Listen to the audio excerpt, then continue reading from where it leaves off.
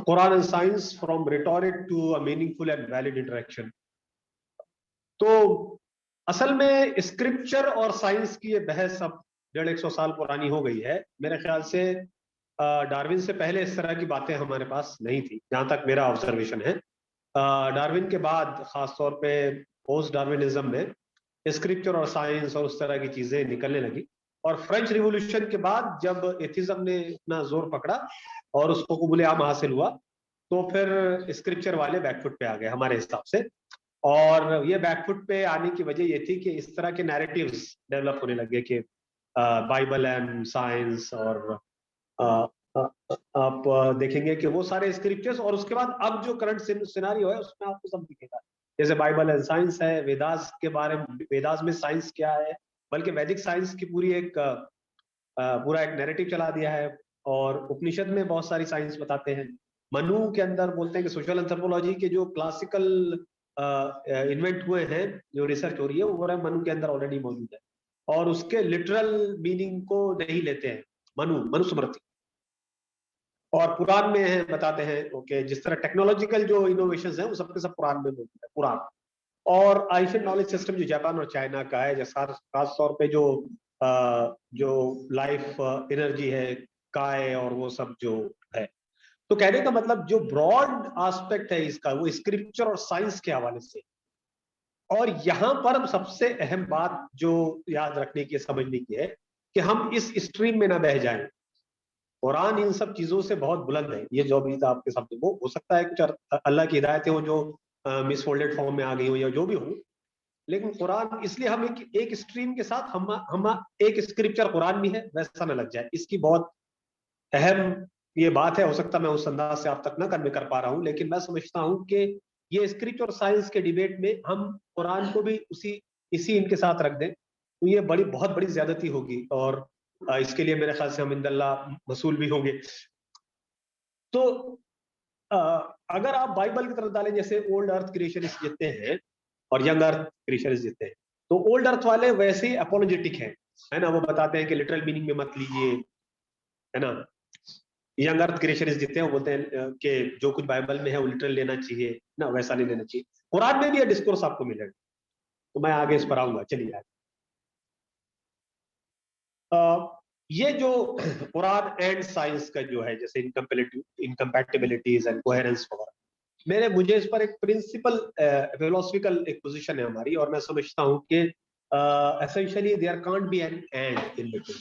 तो क्यों वो एंड नहीं हो सकता? वो इस वजह से, जैसे कुरान जो फंडामेंटल क्वेश्चंस है उसका एक सर्टेनिटी के लेवल के साथ आंसर करता है। इसका तस्करा तलीदी खुतबे में आपने देखा होगा कि मैं कौन हूं, इंसान कहां से आया, कायनात को किसने बनाया, ये कायनात का अंजाम क्या होना है, इंसान और कायनात का रिश्ता क्या है, इंसान और इंसान का रिश्ता क्या है, इंसान और दीगर मखलूकात के साथ उसका क्या रिश्ता है।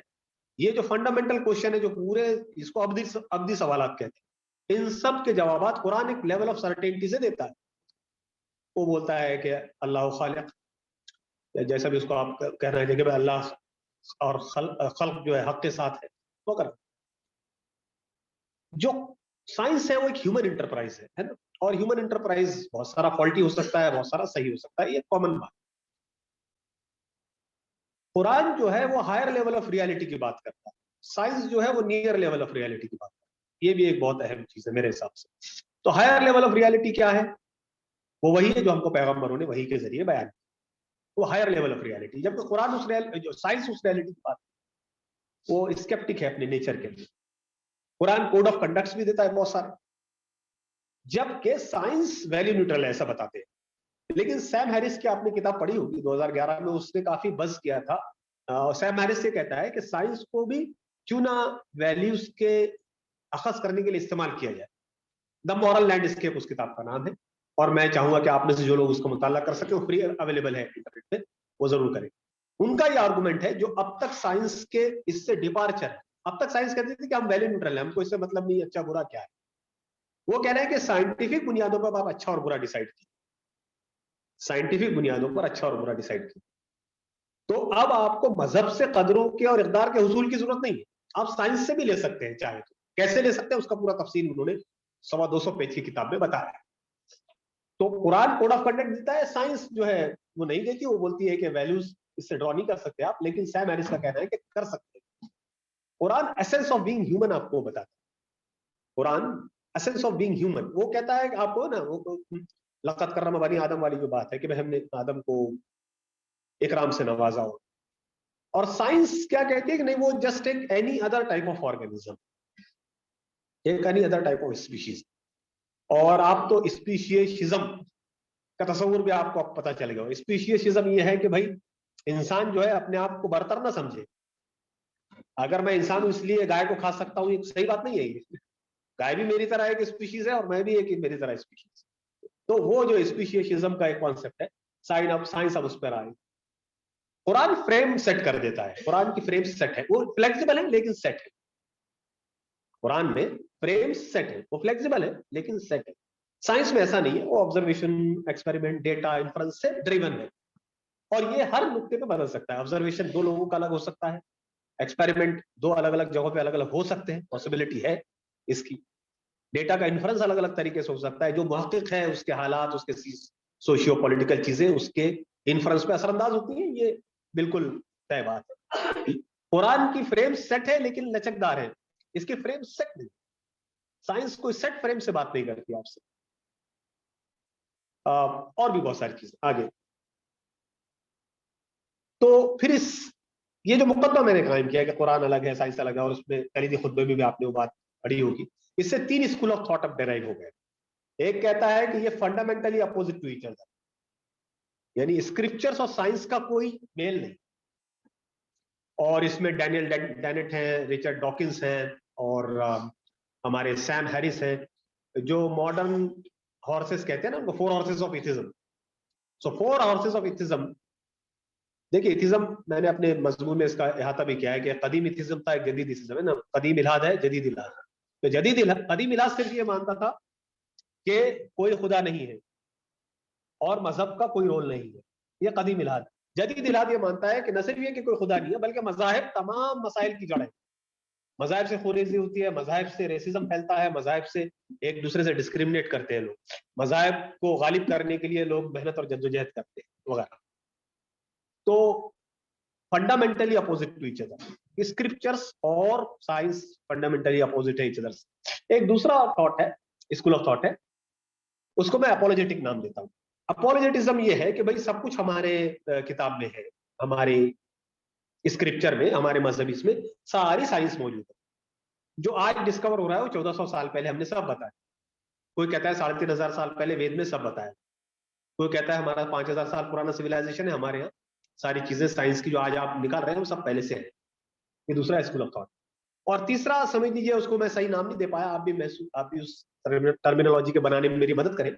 वो तीसरा स्कूल ऑफ थॉट है, वो जो शायद हम जैसे लोगों पे मुनसिर है कि there should be interaction, but what and where are the limits and where are the boundaries, उसको तय करना है। वो हमारा और आपका स्कूल ऑफ थॉट। इंटरेक्शन तो हो सकता है साइंस और स्क्रिप्चर्स में, यानी कुरान में, लेकिन उसकी लिमिट्स क्या होंगी, उसकी बाउंड्रीज क्या होंगी, यहां पर अभी बात मैं कोशिश करूंगा कि अगले 10 मिनटों में आप उनको उन बाउंड्रीज तक ले जा सकते। जो अब तक का जो इजाज डिस्कोर्स उसको कहते हैं, यानी कुरान मजीद में, और ये मॉरिस बुकाय, आप उसको जिस तरीके से प्रोनाउंस करना चाहें, मॉरिस बुकाय ने जो कुरान, बाइबल, साइंस उससे शुरू हुआ था, और मेरे ख्याल से अब इसको 50 साल तक हो गए, 40 से 50 साल तक बीच का अरसा है। मॉरिस बुकाय आप जानते हैं कि वो सऊदी और मोरक्कन और मिस्री फिजिशियन रहे उनके बादशाहों के, और वहां पर उसके जेर असर उन्होंने, किसी ने वो कुरान वगैरह दिया, उसमें से पढ़कर उन्होंने कुरान में क्या क्या साइंसी बातें हैं वगैरह वगैरह बयान। अब उसको बकायलिज्म से ताबीर किया जाने लगा। बकायलिज्म एक ऐसा थॉट प्रोसेस है जिसमें स्क्रिप्चर और साइंस को वैलिडेट किया जाता है कि साइंस आज जो कुछ बोल रही है स्क्रिप्चर में पहले से मौजूद है। वो उसका नेगेटिव एस्पेक्ट है। बकायलिज्म का पॉजिटिव एस्पेक्ट ये है कि हम स्क्रिप्चर और साइंस में इंटरेक्शन देख सकते हैं, करा सकते हैं। लेकिन जो पुराना इजाज है, जो 20 साल पहले, अगर आप देखेंगे, ये 1990 के बाद ये बहुत चलने लगा, उसमें इतनी मतलब इतनी अजीब, और उसको क्या लफ्ज इस्तेमाल किया जाए मतलब बेहुदा बातें कह सकते हैं, वो आने लगी कि उसका जो इंटेलेक्चुअल अपील था, तो मैंने उसको टाइटल ही लगाया, the current ijaz doctrine and its miserable dwarf intellectual appeal. वो क्या क्या थी? आपको यकीन नहीं आएगा, जादू सरदार ने लिखा है और ये डॉक्यूमेंटेड है कि पाकिस्तान में एक छोटा सा प्रोजेक्ट ये सैंक्शन किया गया कि जिनसे एनर्जी कैसे हार्वेस्ट किया जाए, जिनसे एनर्जी कैसे निकाली जाए। और सरसैद ने भी और बहुत सारे लोगों ने तफसीर में लिखा, आपने देखा कि उस सारे मलाइका जो है एनर्जी है ना, इलेक्ट्रॉन जो है वो फला है वगैरह। और जमजम एपिसोड तो मेरे ख्याल से आप सबको मालूम होना चाहिए। उसमें ये कहा गया कि जब कुछ पढ़कर फूकते हैं जमजम में तो उसकी वाटर क्वालिटी बदल जाती है, उसके H2O मॉलिक्यूल का जो बॉन्ड एंगल है वो बदल जाता है। और ये कोई पीयर रिव्यू जर्नल ने कभी तक छप नहीं पाया, उसका कोई प्रूफ नहीं, बस ये है। तो लोगों को बहुत अपील किया और तो लोगों ने कहा कि जमजम बदल जाता है। जमजम की अहमियत कम करना हदीस के वो यहाँ पर मकसद नहीं। उसके पीने से फायदे होते हैं, उसके जो हदीस है वो जो हम सब जानते हैं वो सब, लेकिन उसको साइंटिफिकली इस एंगल से लेके आना और उसको प्रूव करने की कोशिश करना, ये वो इजाज का द्वार इंटेलेक्चुअल अपील है, जिसकी वजह से ये पूरा डिस्कोर्स है ये पूरा मर्की हो जाता है। यानी इस पूरा डिस्कोर्स जो है वो एक तरीके से धुंधला जाता है, मटियाल। पुरानी एनर्जी की बात हमने सबने पढ़ी सुनी देखी, और बहुत सारे मेरिकल डिस्प्यूट्स होगा आगे। नहीं नहीं 35 पे शुरू किया था जनाब। जी जी जी 35 पे मैंने घड़ी देख ली थी। जी जी बहुत लेक्चर दे चुके इसलिए आदत है। जी जी नेक्स्ट। तो जैसे पुरानी हीलिंग के ताल्लुक से ये बहुत चला, बीच में सऊदी में भी इसका बहुत बोलबाला था। आप ये आयतें देखिए, मैं आपको लेके आया हूं जिसको रिटोरिक कहते हैं। रिटोरिक क्या है, उसका क्लासिकल एग्जांपल। रिटोरिक उसे कहते हैं जिसमें खिताबत के जोर पे आपको कुछ अच्छी लगने वाली चीजें तो हो लगेंगी, लेकिन इंटेलेक्चुअल लेवल पे वो टिक नहीं पाई। तहकीक और उसके वो रिटोरिक होता है, वो रिटोरिक होता है। और ये रिटोरिक को समझाने में मुझे हमारे दोस्त गाजी साहब को बड़ी मदद हासिल रही, मैं उनका शुक्रगुजार हूं। इससे पहले कि ये खत्म, उससे पहले रिटोरिक ये होता है। उसके क्लासिकल 2 एग्जांपल देके मैं अपनी बात आगे बढ़ाऊं। आज सुबह उनके पूरे मतलब एहतराम के साथ, हमारी जो डॉक्टर फायजा थी उनके पूरे एहतराम के साथ, उन्होंने कुरान मजीद की उन आयात को पेश किया जिसमें पेड़ों का तस्करा। कुरान मजीद में पेड़ों के तस्करे आने से यह बात कहीं साबित नहीं होती कि हमको पेड़ नहीं काटने चाहिए, राइट और रॉन्ग। वो पेड़ों का तस्करा है, उनके नाम है, डेफिनेटली हम उसको एक्सेप्ट करते हैं और हम कुरान को अल्लाह की किताब मानते हैं, इसलिए हम उसका जानते हैं। लेकिन उससे यह साबित करना कि पेड़ों की आयत है इसलिए पेड़ नहीं काटने चाहिए, डजंट मेक सेंस। इसी तरीके से हदीस में बिल्कुल सही था उन्होंने, लेकिन टाइटल क्या लगाया था? कुरानिक आयत है हदीस। तो कुरानिक आयत जितनी बयान की उसमें तो पेड़ों का तस्करा था, लेकिन उस तस्करे से यह कहीं साबित नहीं होता कि पेड़ मत काटो। इस्लाम के टोटल वर्ल्ड व्यू में डेफिनेटली इसराफ की बात है, पेड़ नहीं काटने की बात है, हदीस है, वो बिल्कुल मानने हैं हमको। लेकिन रेटोरिक यही होता है कि चूंकि आपका स्क्रिप्चर है, आपको अच्छा लगता है, आप उसका एहतराम करते हैं, तो आप उसके बारे में जो भी कम बेशी चीजें हैं उसको कबूल करते हैं। इस रेटोरिक से ऊपर उठना है, कैसे उसका भी तस्करा बने। ये जो हीलिंग की बात है, जैसे देखिए ये एक बहुत मशहूर किताब है, सऊदी वो हजरत है, वो अरबी में भी है, उसका अंग्रेजी ट्रांसलेशन भी है, 11वां एडिशन, 12वां एडिशन है वो किताब। अब देखिए इसमें वो बोल रहे हैं कि ये जो आयतें हैं, मैंने बयान की यहाँ लिख दी अंग्रेजी में, है ना, चैप्टर नंबर 17 की है, 41 की है, 36 की है। इन सारी आयतों को बयान करके मुसन्निफ बयान करते हैं कि भाई ये सारी आयतें हर किस्म की बदनी बीमारी को दूर करने के लिए काफी है। कुरान यहां जो तस्करा कर रहा है और जिस तरह समझ में आ रही बात वो ये कि वो जो सुदूर की बीमारी है, जो दिल की बीमारी, निफाक है, कुफ्र है, फिस्क है, मुनाफिकत है, उसको दूर करने की बात। इसी तरीके से आगे, लेकिन वहां क्या लिया गया, इजाज डॉक्ट्रिन में क्या लिया गया कि भाई इससे तमाम, हम कुरान के हीलिंग पावर का इनकार नहीं कर रहे, वो हो सकता है बिल्कुल, लेकिन ये तमाम आयतों से हो जाएगा, इस तरह कंक्लूसिवली कहना उसके लिए बेस नहीं बनती, ये रिटोरिक। तो मैंने 2 एग्जांपल रिटोरिक की दे दिया। पहली एग्जांपल वो नबातात वाली जो पहला हुआ इन्वायरमेंट का, ट्रीज काटने पर, दूसरी एग्जांपल, ये बहुत ही क्लासिकल एग्जांपल है रिटोरिक, और इस सब से हमको बचना है आगे। तो क्या फंडामेंटल इश्यूज हैं रिटोरिक में, देखिए, और मैं समझता हूं इस पे 2-3 मिनट हम। सबसे पहले रिटोरिक का फंडामेंटल इशू है कि फार फेचिंग मीनिंग, वो जिसका तस्करा हमारे नजर साहब के मीनिंग जो एग्जिस्टेड है, जो बिल्कुल नजदीक का है, उसको छोड़ के बहुत फार फेचिंग मीनिंग लेके आए। ये पहला रिटोरिक का प्रॉब्लम। दूसरा है कि नो कॉन्टेक्चुअल इन्फ्रेंस, जिस कॉन्टेक्स्ट में आयत नाजिल हो रही है उसका रेफरेंस और उसकी अलाइन छोड़ करके कुछ और चीज, दूसरा प्रॉब्लम। तीसरा, और ये थोड़ा सा इंपॉर्टेंट है, फार टू वाइल्ड इमेजिनेशन। जो चीज बिल्कुल सामने की समझ में आती है उसके लिए बहुत इमेजिनरी दूर दूर से जाकर के लेकर के आना, ये फार टू वाइल्ड। और चौथा, और जिसका आप लोग सब अप्रिशिएट करेंगे उस चीज को, वो ये कि wrong interpretation of terminology. Terminology को ही इंटरप्रिटेशन ही बदल दिया उसने, जबकि वो टर्मिनोलॉजी जिस वक्त आयत नाजिल हुई थी उस कॉन्टेक्स्ट में बयान ही नहीं हुई है। रिटोरिक का फंडामेंटल इशू है। और हमने देखा कि जो मतलब बहुत सारी आयतें इधर उधर से लाके जब हम कोशिश करते हैं तो उसमें ये बड़े इशू बहुत। एक जो पांचवा है कि choosing meaning which fits one's own interpretation. ऐसे मतलब लिए जाएं जो हमारे मतलब के फिट करते हो, हमारे नैरेटिव को फिट करते हो, भले ही कि वो मतलब वहां मौजूद ना हो। और नेक्स्ट, तो फिर अब मैंने आपको बता दिया रेटोरिक क्या है, मैंने बता दिया कि भाई इस तरह नहीं होना चाहिए या मेरे नजदीक ये गलत है। तो फिर मेरा जिम्मा ये भी बन जाता है कि फिर कुरान और साइंस के वैलिड और मीनिंगफुल इंटरेक्शन कैसे होंगे, मेरे नजदीक वैसे। नेक्स्ट, फार फेचिंग मीनिंग है, हम meaning as closed as possible करें। उसके लिए हम कोशिश करेंगे कि जो टर्मिनोलॉजिस्ट के माहिर हैं, अरबी के माहिर हैं, बड़े बड़े लोग हैं, कमेटी बनाएंगे और उनके पास अपना मकाला लेके जाएंगे, देखिए सर हम ये इस तरह से ला रहे हैं, अरबी में इसकी गुंजाइश है, अगर वहां कर देंगे तो हाँ, नहीं कहेंगे तो हम कोई बात। अगर आपको यकीन नहीं है एक बंदे पर तो हम एक कमेटी बना लेंगे, एक कंसोर्शियम बना लेंगे, वो कंसोर्शियम डील करेगा उसमें अलग अलग टाइप के लोगों को रखेंगे। पहला, ये नॉन कॉन्टेक्चुअल इन्फ्रेंस देते हैं, हम कॉन्टेक्स्ट रखेंगे क्लियर और सॉलिड ग्राउंड्स पे, सिर्फ कॉन्टेक्स्ट नहीं रखेंगे बल्कि क्लियर और सॉलिड ग्राउंड होने चाहिए, मीनिंग और वैलिड और मीनिंगफुल इंटरेक्शन। ये लोग रिटोरिकल जो फार टू वाइल्ड इमेजिनेशन होता है, हम एक्सरसाइजिंग हम्बलनेस इन इमेजिनेशन, हम देखेंगे कि सामने की चीज क्या समझ में आती है, सामने की चीज क्या समझ में आती है वो देखेंगे। वो रॉन्ग इंटरप्रिटेशन ऑफ टर्मिनोलॉजी, हम consistent and as right as possible uses of term. मैंने देखिए ये नहीं लिखा है कि भाई राइट यूजेज ऑफ टर्म।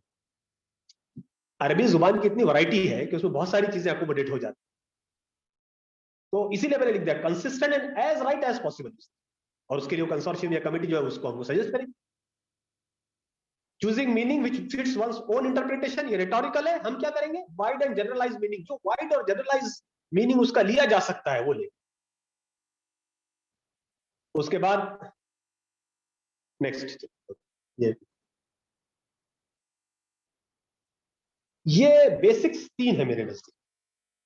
एक मीनिंगफुल और वैलिड इंटरेक्शन के मेथोडोलॉजी और स्ट्रेटेजी वहां बताई, और तीन डोमेन है या तीन जिहाद है। नंबर एक, वो अनअपोलोजेटिक होना चाहिए, वो सब चक्कर में नहीं पड़ना चाहिए हमारे यहाँ पहले से है और फला भी पहले से है, नहीं भाई ये है और उसका इस तरह से मतलब समझ में आ सकता, जो नहीं आता है उस पर खामोश रहेंगे। जरूरी नहीं है ना कि हर चीज को करें। पहला अनअपोलोजेटिक, ये नॉन पैरालिस्टिक में क्रिश्चियन क्रिएशनिज्म का पूरा डिस्कोर्स उसके ताल्लुक से। अभी बहुत सारी बहुत वैलिड और बहुत शानदार किताबें आ रही, जो क्रिएशनिस्ट है वो इतने शानदार अंदाज में साइंस को लेके आते हैं कि आपको लगेगा कि वो साइंस है लेकिन वो सीडो साइंस। उस पैरालिज्म से हमको बचना है। टर्की का पूरा हारून याह्या का पूरा देखिए, वो क्रिएशनिस्ट चरबा था पूरा। क्रिएशनिस्ट जितना उन्होंने लिखा उसी को उन्होंने थोड़ा सा इधर उधर करके एक एटलस बना दिया, किताब बना दी, वीडियो बना दिया, और उसको चूंकि सरकारी सरपरस्ती हासिल थी और लेकिन आप यकीन मानिए कि सॉलिड फंडामेंटल साइंटिफिक ग्राउंड्स पे वो बिल्कुल नहीं ठहर पाता। उनकी किताब द मिरेकल ऑफ डीएनए आई, उसमें सैकड़ों गलतियां। ये तो जो certainly not on the line of biblical evangelist, देखिए इवेंजलिज्म का पूरी दुनिया है, आपको सबको पता है ना, वो जो टीवी पे आके सब बोलते हैं साइंस ऐसी और फला ऐसा, वो ये जो बिब्लिकल इवेंजलिज्म है उसके बियॉन्ड जाके हमको कुरानिक एजाज का एक नया डॉक्ट्रिन बनाना है। एक जो बहुत इंपॉर्टेंट चीज है, और मैं समझता हूं उसको अंग्रेजी में इस तरह बयान किया जा सकता है, no imposing of the meaning upon the text. हम टेक्स्ट पे अपने मतलब के मानी इंपोज करते हैं, उससे बचना है। अपने मतलब के मानी इंपोज जब हम करते हैं टेक्स्ट पे, उससे बचना। नेक्स्ट, अब कुछ एग्जांपल दो थी, और हो सकता है इसमें थोड़ी सी इख्तलाफात हो लेकिन वक्त भी कम है, तो मेरे पास 3 मिनट और है, 2 मिनट इस घड़ी के हिसाब से। फॉर एग्जाम्पल देखिए, बिल्कुल जो क्लियर आयत है कुरान की, फालहमहा फुजूरहा व तक़वाहा। मैं सुबह खान साहब से बात कर रहा था, तो मॉडर्न इवोल्यूशनरी बायोलॉजी ये कहती है कि जो कंडीशनिंग है ब्रेन की वो इन्वायरमेंट ड्रिवन है। तो ऐसी कोई चीज नहीं है कि पहले से इल्हाम किया गया फुजूर और तकवा। जो फुजूर है उसको तकवा कर सकते हैं, जो तकवा है उसको फुजूर कर सकते हैं अगर आप कंडीशनिंग बदल दें इन्वायरमेंट। तो अब मीनिंग और वैलिड इंटरेक्शन ये है कि हम ये साबित कर दें कि ऐसी बात नहीं है, इंसान के अंदर इन्नेटली वो फितरत पे पैदा होता है और फितरत इस्लाम है, और उसको फिर हम साबित करें। ये पहली चीज। हिस्टोरियोग्राफी में हम देखते हैं कि मॉडर्न इवोल्यूशनरी जेनेटिक्स से बोलती है, इवोल्यूशनरी बायोलॉजी ये कहती है कि कौमें इसलिए बर्बाद होती है कि उनके अंदर जो क्वालिटेटिव ट्रेट्स होते हैं और जो सर्वाइवल का जो रिसोर्सेज होते हैं वो जब खत्म होने लगते हैं तो कौमें सफेद से मिट जाती है। कुरान कहता है कि नहीं, वो तो जब कुफ्र करेंगे अल्लाह की आयत से तब मिटेंगे, जब वो झुटलाएंगे तब मिटेंगे। तो सोशल एंथ्रोपोलॉजी का इवोल्यूशनरी डिस्कोर्स अलग है और सोशल एंथ्रोपोलॉजी का कुरानिक डिस्कोर्स अलग है। ये हमको साबित करना है। ये इजाज डॉक्ट्रिन का ये सबसे इंपॉर्टेंट। वो कह रहे हैं कि रिसोर्सेज और उससे जब होता है तो डिस्ट्रॉय हो जाती है, और कुरान कह रहा है कि नहीं, जब झुटलाएंगी अल्लाह के हुक्मों को तोड़ने लगेगी, किसको फजूर में मुब्तला हो जाएंगी तो खत्म कर दी जाएगी। देखिए एक और साइकोलॉजिकल एस्पेक्ट से, जैसे इंसान को पता नहीं खुलिकल इंसान हलुआ फुजुआ वो जो है सब जानते हैं कि इंसान को हमने थोड़ा पैदा किया या इस तरह। अब ये कुरान बता रहा है कि ये स्टैंड अलोन मार्कर्स है इंसान के, मतलब ऐसे इंसान बिल्कुल है। और इवोल्यूशनरी जेनेटिक्स बोल रही है कि नहीं, कंडीशन भी हो सकता है। अगर आपके जीन्स ठीक ठाक है तो आपको कंडीशन किया जा सकता है अलग अलग तरीकों से, आपको बहुत स्ट्रांग माइंड बनाया जा सकता है, आपको बहुत फला किया जा सकता है। तो ये जो है कि ये पूरा जो डिस्कोर्स है साइकोलॉजी में उसको आप नए इजाज डॉक्ट्रिन से बदल सकते हैं। और आखिरी चीज है कि जैसे all mechanistic aspect of creation, जो वैलिड और मीनिंगफुल इंटरेक्शन है, जैसे हमने अपनी किताब में भी इसका तस्करा किया कि तखलीक तो हुई है अल्लाह की जानिब से, कैसे हुई है ओपन है। तो अब मीनिंगफुल इंटरेक्शन ये नहीं है कि हम इवोल्यूशन को सही साबित करने के चक्कर में पड़ते। मेरा ऐसा माइक्रो इवोल्यूशन एक एस्टेब्लिश्ड रियलिटी हमने मान लिया, लेकिन मैक्रो इवोल्यूशन में उतने ही साइंटिफिक गैप्स हैं जितने हो सकते हैं। एक्सटेंशनल आर्गुमेंट के बेसिस पे हम मान सकते हैं कि मैक्रो इवोल्यूशन भी हुआ, लेकिन सॉलिड आर्गुमेंट जो दिए जाते हैं वो माइक्रो इवोल्यूशन पे बेस्ड है। तो एक बैक्टीरिया में सर्टेन लेवल पे चेंजेस होकर और दूसरे टाइप का बैक्टीरिया तो बन सकता है, लेकिन एक बैक्टीरिया से दूसरे टाइप का मल्टीसेल्युलर ऑर्गेनिज्म इवॉल्व हो, इसके लिए सॉलिड फंडामेंटल प्रूफ हमारे हिसाब से नहीं। और उसके लिए हमने 10 नुकात उठाए अपनी किताब में। हमको इवोल्यूशन, ह्यूमन इवोल्यूशन, देखिए अभी बात आ रही थी डिसेंट ऑफ मैन में, असल झगड़ा उसी से हुआ। ओरिजिन ऑफ स्पीशीज का कोई प्रॉब्लम नहीं था, मैं भी बता रहा था, असल मसला डिसेंट ऑफ मैन से हुआ। डार्विन की 4 मशहूर किताबें हैं, सब जानते हैं। तो ये जो मैकेनिस्टिक एस्पेक्ट है, मेरा वक्त खत्म हो गया और मेरी बात भी खत्म हो गई। तो ये जो मैकेनिस्टिक एस्पेक्ट है इसको आप ध्यान में रखें। मैं समझता हूं एक नए इजाज डॉक्ट्रिन को इवॉल्व करने की जरूरत है। आखिर दावाना अल्हम्दुलिल्लाह रब्बिल आलमीन।